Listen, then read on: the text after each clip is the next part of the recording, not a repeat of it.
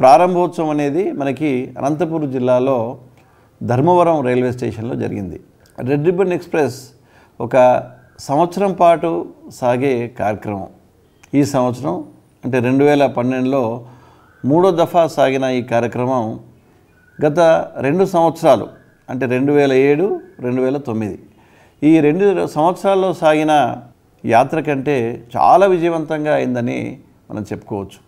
ఎందుకంటే 23 రాష్ట్రాలు ఈ రెడ్ రిబ్బన్ ఎక్స్ప్రెస్ ప్రయాణం చేస్తున్న నేపథ్యంలో సుమారుగా 40,000 గ్రామాల్లో ఈ ట్రైను పర్యటించడం జరిగింది.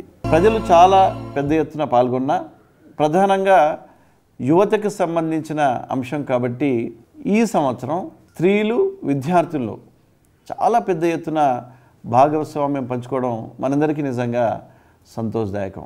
రెడ్ రిబ్బన్ ఎక్స్ప్రెస్ ఏదైతే మనం ప్రత్యేకమైన రైలుగా చెప్పుకుంటా ఉన్నామో ఈ ప్రచార ఉద్యమం కోసమే స్పెషల్గా డిజైన్ చేసిన ట్రైన్ ఇది.